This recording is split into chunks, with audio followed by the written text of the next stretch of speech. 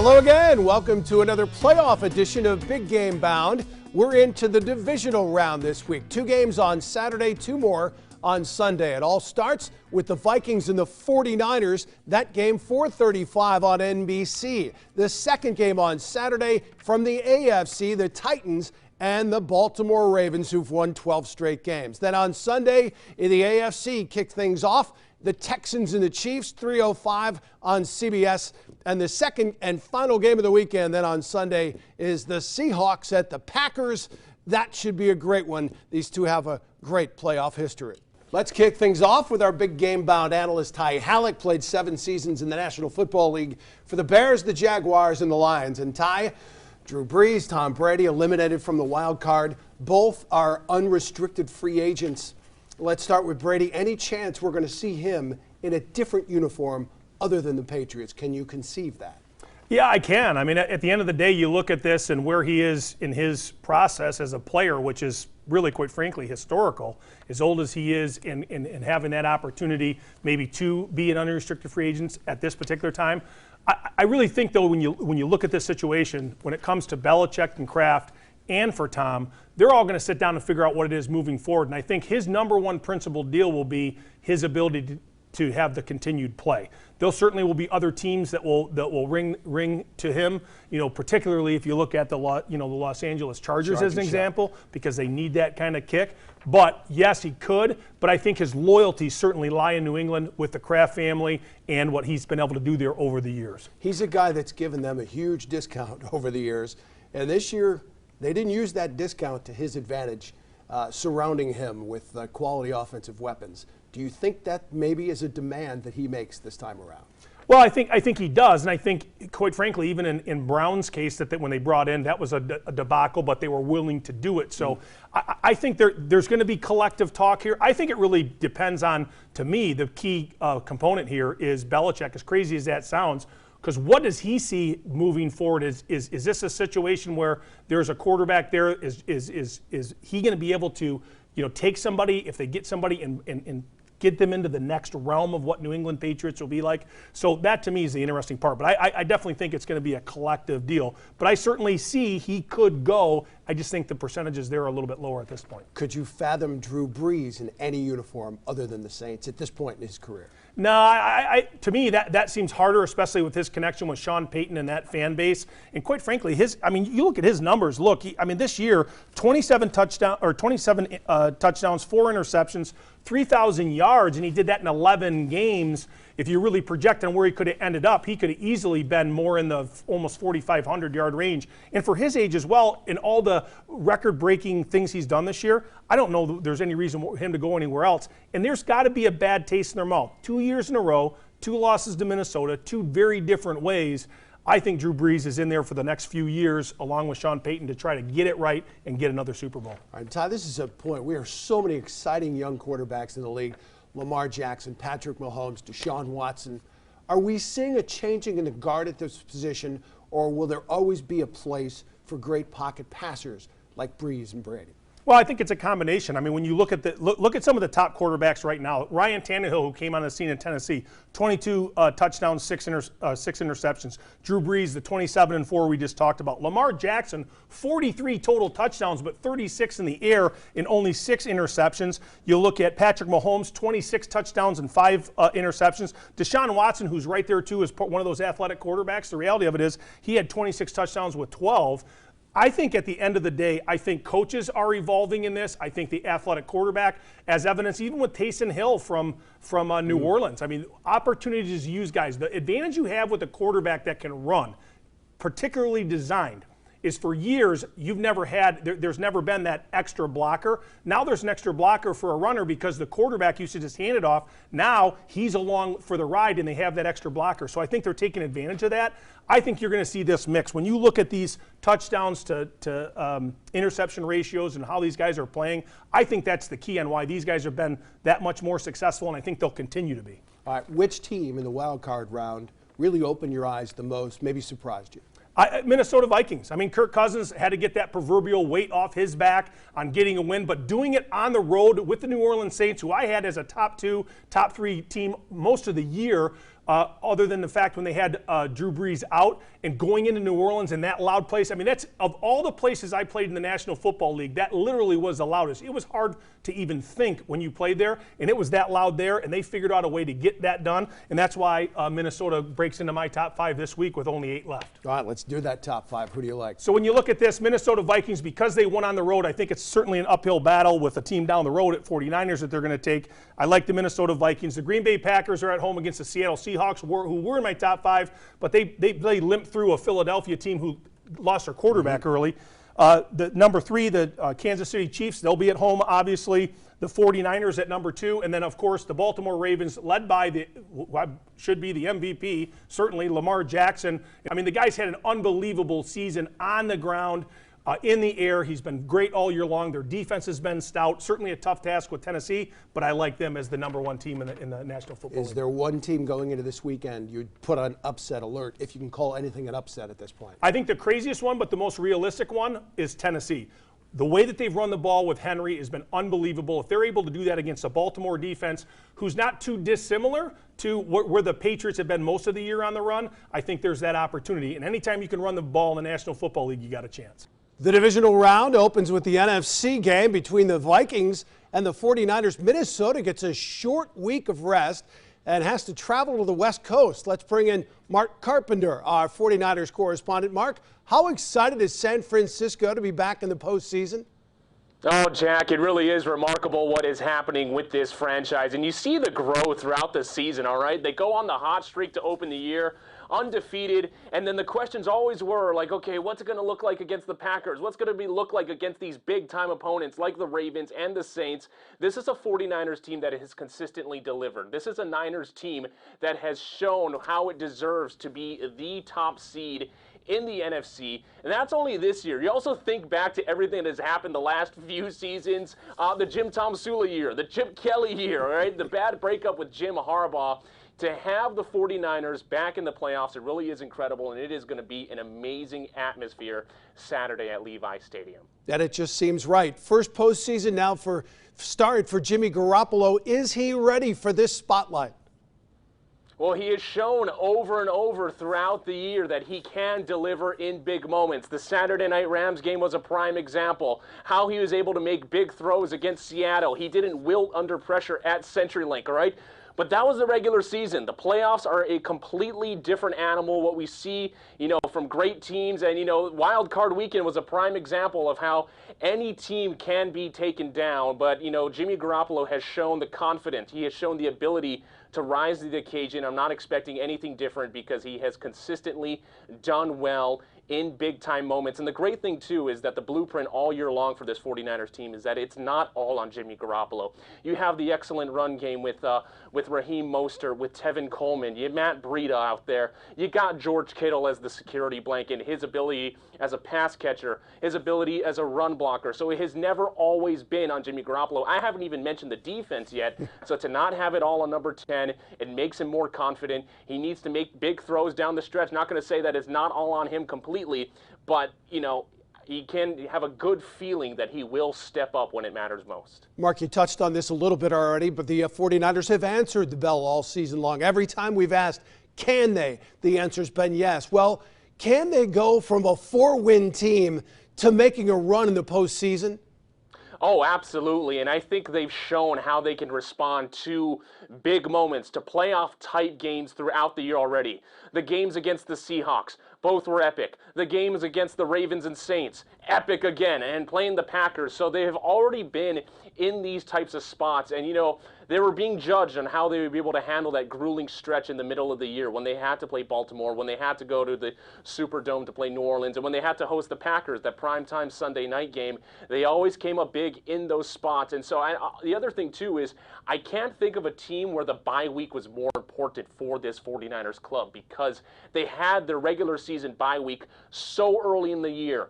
13 straight games for this 49ers team, and they stepped up over and over when it mattered down the stretch. And to have them now, they're looking at it as all you need is 2 wins to get to the Super Bowl, and they're going to be playing those games at their home stadium where they have done so well this season. Yeah, forget about what had happened in the past with the 4 wins. This is a legitimate top seed here and a legitimate favorite to be Super Bowl champions. Let's talk about that defense a little bit. Kirk Cousins is not the most mobile quarterback. 49ers have shown they can bring the pressure. How key is it that they bring the house and make Cousins very uncomfortable? Oh, it really is enormous, and that has been the calling card all season long for the defense, right? The ability to make quarterbacks uncomfortable, to, take advantage of mistakes. They thrive on bad football. Yes, Kirk Cousins is not the most mobile quarterback, but I think what we saw down the stretch in the regular season is that teams kind of started to figure out how to game plan and how to take away, the effectiveness of the 49ers pass rush. All those bootleg passes that we saw from Jared Goff in the Rams game. Russell Wilson's escapability. Yes, Kirk Cousins is not an escape guy like Wilson or, even Aaron Rodgers for that matter. But I think you can expect with the Minnesota game plan here, there's going to be a ton of play action. There's going to be a ton of bootleg. There's also going to be a lot of Dalvin Cook, kind of like the MO that we talked about with Jimmy Garoppolo, where it's not all going to be on Garoppolo. I can imagine that Minnesota is going to craft a game plan where it's not all on him as well. Use the weapons you got. Don't put the game on his shoulders. That's how they won in New Orleans. They used Dalvin Cook, and they got big plays when they needed to from their other guys like Kyle Rudolph, Adam Thielen. The biggest thing is, we talk about the postseason question with Jimmy Garoppolo. Will Kirk Cousins be able to string together an excellent performance for Minnesota like we saw against New Orleans? Yeah, and last thing, how important was that bye week for them? How healthy is this 49er defense right now? So critical, because injuries have been the story with this 49ers team all season long, and having big injuries as well.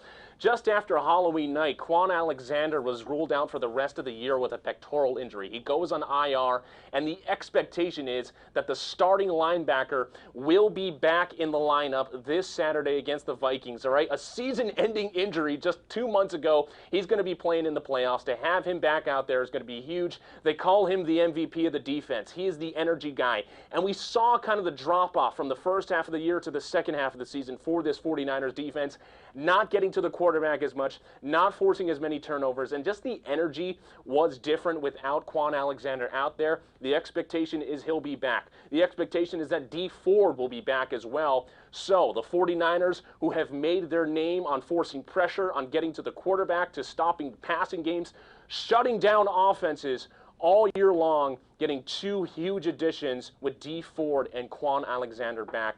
It's going to be huge, and the 49ers really needed that bye week, and they can't wait to host the Vikings Saturday at Levi's. All right, from the AFC division round, Titans and Ravens. That game Saturday at 8:15 on CBS. Let's bring in Damon Turbot, our Ravens correspondent. Damon, teams that can run the ball are built for the playoffs. The Titans sure can run it. How do the Ravens slow down Derrick Henry, and can they? Well, that's a tough one. I would say you can't really slow him down. It's interesting. The last couple of seasons, his production has really gone up towards the end of the season. What contributes to that, I'm not exactly sure. He's kind of just a beast of a human being when you look at him physically, and you see the different gifts that he has athletically for someone his size, to also have the kind of speed and agility. I know that Coach Belichick talked about that last week when they lost to the Titans. I don't know if you can necessarily slow him down. I mean, it's a big-time run game, but the question is, to me, is can the Ravens' run game outdo that of the Titans? Derrick Henry, he's a freak of nature, and there's no real stopping him, but can you do better than him? Yeah, Ravens have definitely had a great running game all year long, led by Lamar Jackson, likely the MVP of the league. He gets a primetime game in the playoffs now. Sometimes it can take a while for a player to earn his postseason stripes. Is Jackson ready for the glare of the playoff spotlight? I think he is ready. I don't think we've been ready for Lamar Jackson ever since he really burst onto the scene, because we've continually waited for a moment for him to slip or something like that, or an injury or just something to happen to derail the greatness that we've seen over the last year and a half or so. We saw it a little bit. We saw some nerves out of him in last year's playoff game against the Chargers, but even then he kind of picked it up towards the end and almost led the team to a comeback. They had a shot to win it in the last minute of that game last year, and ever since then, he's kind of just done a little bit of everything. So he's deserving of this regular season award, and obviously we'll still have to see if he can do it in the playoffs. But it seems like he's pretty deserving right now, because he's unlike anything we've ever seen before. Yeah. The Ravens, Damon, have won 12 straight games. They've been playing great football. Any chance this bye works against them? It could. I mean, it could. And it's just kind of like the Jackson thing. It remains to be seen. Sometimes you have all this momentum building up week after week. You get into this routine, and then you get thrown off of your routine, and things get a little bit different. So, I mean, there's definitely potential for that. I think they definitely could, but at the same time, rest, you hear players talk about it all the time, how important rest is and how good it makes you feel. And I think Henry took a week off before he came back in that game against the Patriots, and he said how good it made him feel. So taking this rest is a huge benefit, but at the same time, it's kind of balancing.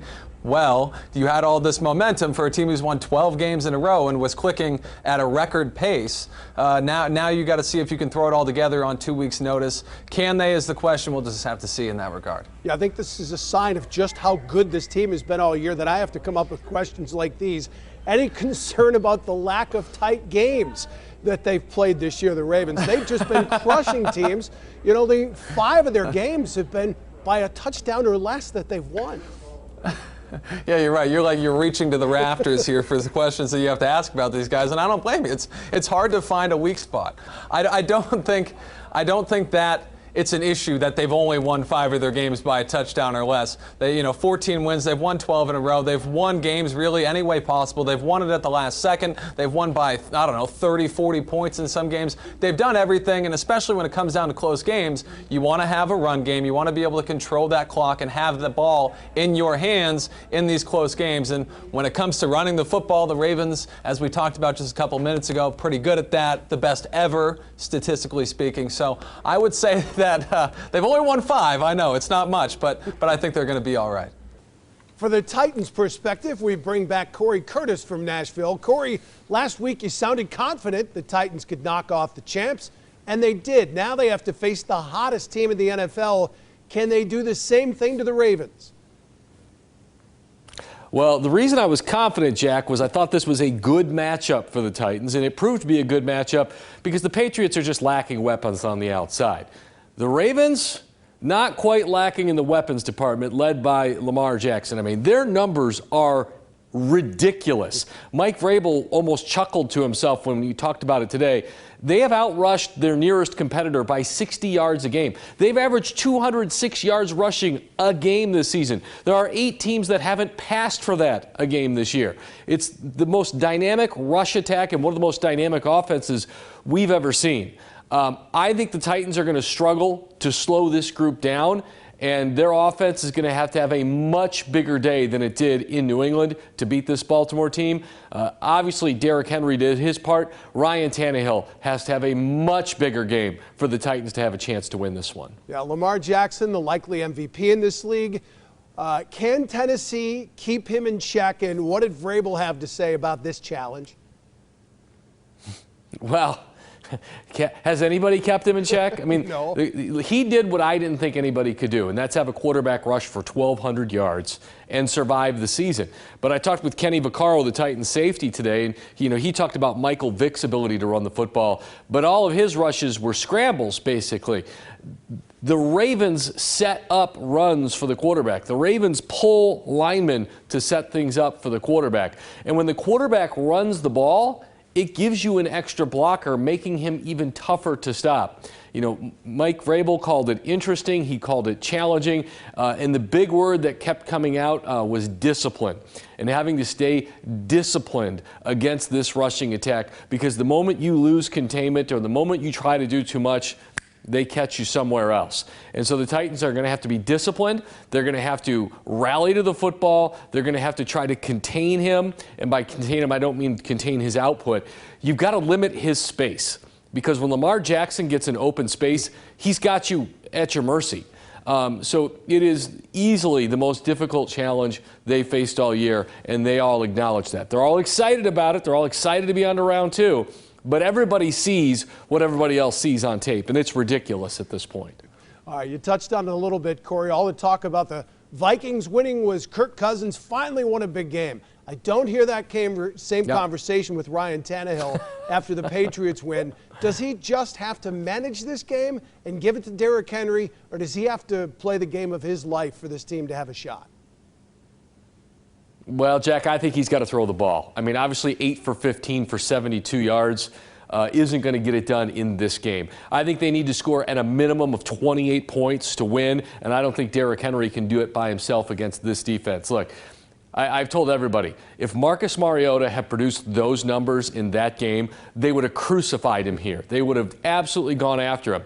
But Ryan Tannehill has had a really nice run, but that was certainly not his best game. Now, not entirely his fault, because they handed it to Derrick Henry, I think, 34 times. And they kind of got the lead and then kind of hid the quarterback a little bit, which I don't quite understand, because he's had a nice year. They can't hide him. They can't hide him. Look, this Ravens secondary is loaded. Marlon Humphreys is a first-round pick. Marcus Peters is a Pro Bowler and a first-round pick. Earl Thomas is a first-round pick who's going to be in the Hall of Fame one day. That secondary is loaded. Having said that, they can't simply hand it off to Derrick Henry and hope to win this football game.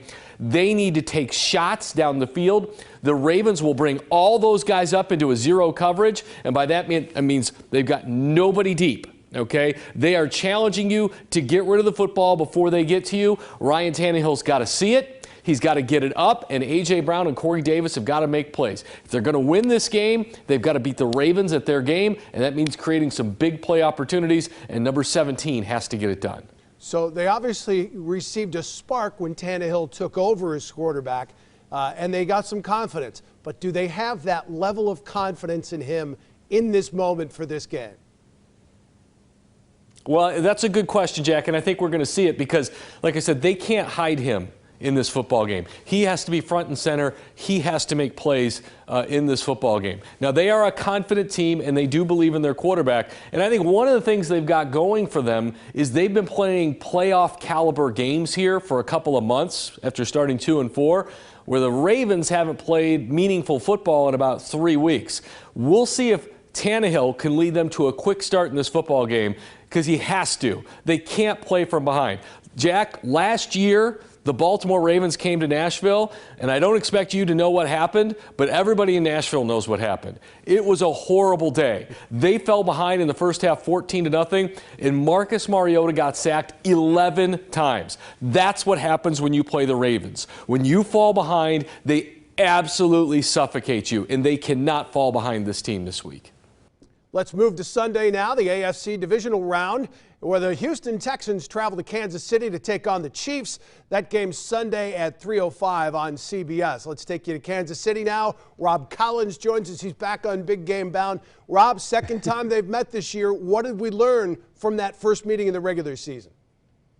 Well, we've learned that the Texans are pretty good. We've already known that, right? Deshaun Watson is a beast. But, you know, it's hard to compare the teams from that last game. The Chiefs were without offensive lineman Andrew Wiley, Eric Fisher, wide receiver Sammy Watkins. He didn't play. Tyreek Hill was limited coming back from his collarbone injury. Patrick Mahomes still hobbled because of the ankle. On the defensive side, defensive end Chris Jones, Anthony Hitchens did not play. Now, the Chiefs defense certainly much better than it is right now. We learned, obviously, that the legs of Deshaun Watson are good. We saw that last week against Buffalo, right? His escapability is on point, kind of like kids getting out of their chores. He knows exactly how to do that. So that's going to be a big key for the Chiefs when he gets out in space to make sure he is tackled and not get loose and get those big gains. Yeah, how much are you looking forward to seeing a healthy Patrick Mahomes against a healthy Deshaun Watson?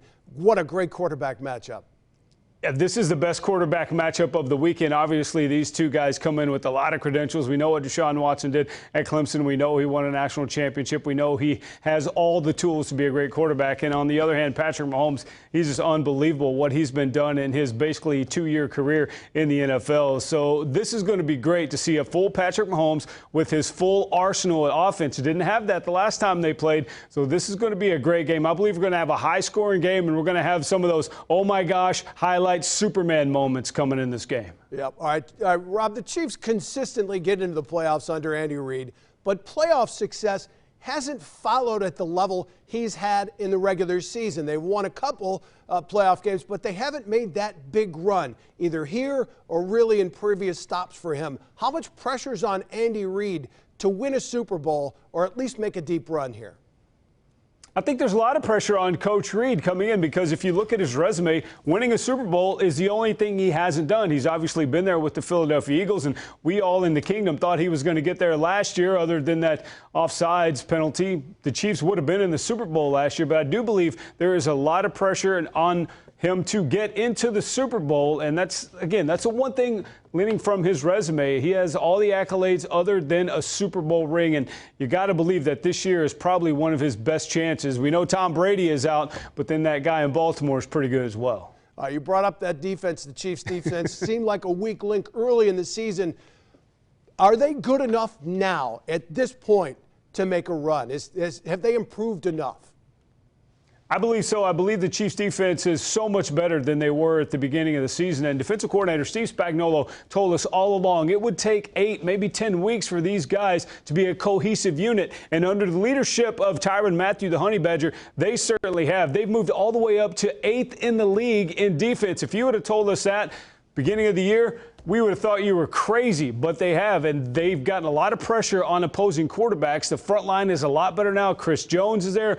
Frank Clark is healthy. The addition of Terrell Suggs are getting a lot of pressure on the quarterbacks, and that means the guys in the secondary don't have to cover for 4 or 5 seconds. They only have to cover for 2 or 3 seconds. So the front line is getting it done. The linebackers are holding their own, and the Honey Badger, he calls himself the kingdom landlord, and he's certainly been collecting rent over the last couple of weeks. This defense can hold the team down when it counts. We've seen them do it. That just might be the key for them making it to Miami.